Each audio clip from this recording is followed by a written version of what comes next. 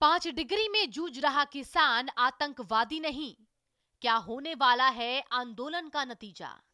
2014 में मोदी सरकार बनी, लोगों ने मन भर वोट दिए, जिससे उस समय के पीएम उम्मीदवार और आज के प्रधानमंत्री मोदी द्वारा दिखाए गए विकास के सपने में कोई खलल ना पड़े। भाजपा ने 2014 में प्रचंड बहुमत से सरकार बनाई, देश कुछ मायनों में आगे बढ़ा, लेकिन कहीं बुरी तरह से रेंगता हुआ विकास से कोसों दूर खड़ा दिखलाई दे रहा है। युवा रोजगार को लेकर चिंतित हैं। सीए और एनआरसी के कारण एक बड़ी आबादी नागरिकता को लेकर चिंतित है। सरकार ने अपने किए हुए वादों में और धारा 370 और एनआरसी जैसे मुद्दों को तो हाथ लगाया। इसके अलावा नोटबंदी को भी सरकार अपना मास्टर स्ट्रोक मानती है। हालांकि इस पर बहुत विवाद है कि नोटबंदी सफल हुई भी है या नहीं। इसके अलावा 15 लाख रुपए अकाउंट में देने का वादा अभी भी सरकार के गले की हड्डी बना है। देश की आबादी लगभग 135 करोड़ है, तो ये ख्याल रखना कि सारी चीजें रातों रात या बहुत तेज गति से दुरुस्त होंगी, ये बेमानी होगा। लेकिन इसके बावजूद सरकारी नौकरियों की राह देख रहा युवा अभी भी सरकार की तरफ बस आस भरी निगाह से देख रहा है। इंतजार करते हुए लगभग 6 साल का समय बीत चुका है। आज जो व्यक्ति चर्चा में है वो है किसान। कृषि प्रधान देश का किसान सड़कों पर है। कारण कुछ अनैतिक नहीं है, बल्कि केंद्र सरकार के द्वारा लाए हुए 3 कृषि कानून हैं। किसानों में इन कानूनों को लेकर बहुत सी दुविधाएं हैं। कृषि से जुड़े जिन कानूनों को केंद्र सरकार ने पारित किया है, उनके नाम है: पहला, कृषि उत्पादन व्यापार और वाणिज्य अध्यादेश 2020। दूसरा, आवश्यक वस्तु अधिनियम 1955 में संशोधन। तीसरा, मूल्य आश्वासन पर किसान समझौता और कृषि सेवा अध्यादेश।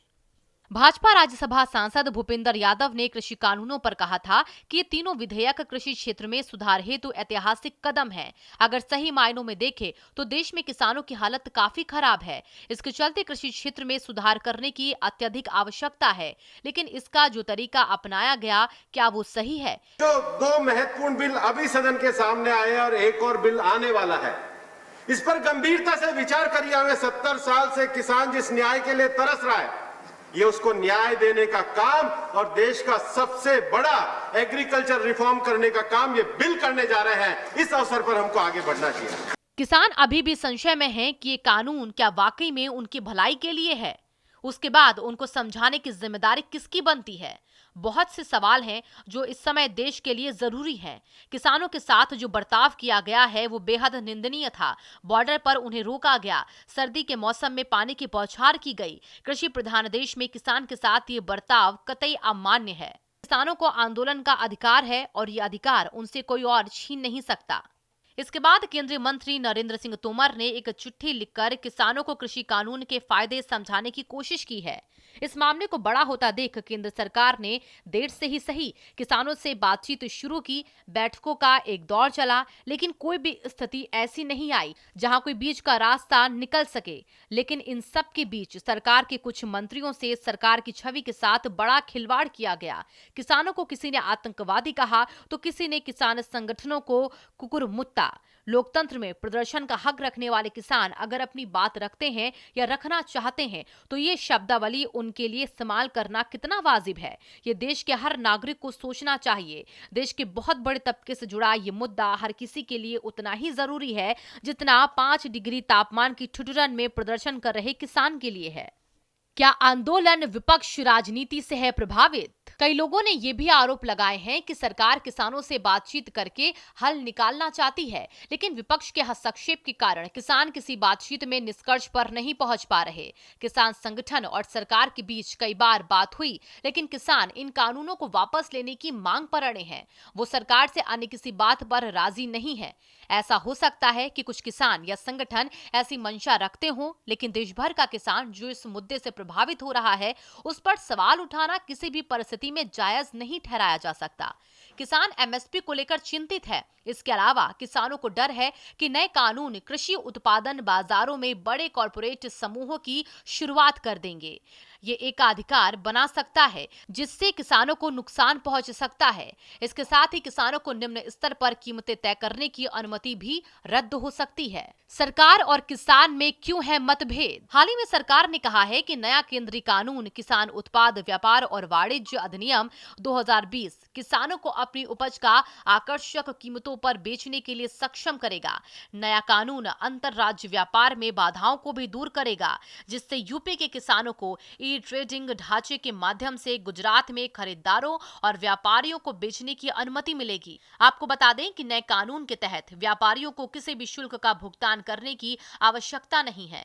किसानों को डर है कि राज्य सरकारों द्वारा निजी व्यापारियों के लिए बिना किसी शुल्क या निगरानी के बाजारों को मुक्त कर दिया जाना पारंपरिक बाजारों को तोड़ देगा। इस सब के बीच जिस बात पर बात होनी चाहिए वो ये है कि इस देश की व्यवस्था में शांतिपूर्ण आंदोलन सबका अधिकार है। देश का अन्नदाता अपने अधिकारों का प्रयोग कर रहा है, उनके साथ आम नागरिकों जैसा सुलूक ही होना चाहिए। ये अनर्गल बयानबाजी सरकार के हित और हक दोनों में नहीं है। किसान अभी भी सरकार से अपनी मांगों को लेकर अड़े हैं और उम्मीद कर रहे हैं कि सरकार उनकी बात मान लेगी। ये प्रदर्शन लगातार बड़ा होता जा रहा है। ऐसे में देश के किसानों की चिंताओं को खुद उन्हें इसी स्थिति में नहीं छोड़ा जा सकता है। ये बात जरूर है कि भारत को दुनिया के अन्य देशों के साथ प्रतिस्पर्धा करनी है। यहाँ किसानों की हालत पहले से ही काफी दुखदाई है। ऐसे में कृषि क्षेत्र में सुधार की जरूरत को नकारा भी नहीं जा सकता। क्या है सबसे जरूरी कदम? सबसे पहले जरूरत है कि सरकार दिल बड़ा करके किसानों से बात करे। ये बात सच है कि आज की तारीख में कृषि सुधार उतने ही जरूरी हैं जितने 1991 में औद्योगिक सुधार जरूरी थे। ये सुधार आज नहीं हो तो कल करने ही पड़ेंगे, लेकिन इस दौरान सरकार ने जो जल्दबाजी दिखाई है वो उनके पक्ष में नहीं है। सरकार के इरादे और नियत साफ दिखाई देने चाहिए। ये बात भी सच है कि कुछ मामलों में कभी भी सहमति नहीं बनती है, लेकिन अगर दूरगामी परिणाम दिखाई दे रहा है तो फैसला लेना आवश्यक होता है। किसानों को भी सरकार के साथ बातचीत का रास्ता खुला रखना चाहिए। कल को उन्हें ग्लोबल मार्केट में भी प्रतिस्पर्धा करनी पड़ेगी और उन्हें भी छोटे किसानों के बारे में सोचना चाहिए। किसानों को तात्कालिक फायदों से ज्यादा लंबे समय के फायदों और आने वाली पीढ़ियों के लिए सोचना होगा। हर समस्या में एक बीच का रास्ता जरूर होता है। यहाँ भी इस रास्ते पर कुछ नतीजा जरूर निकलेगा।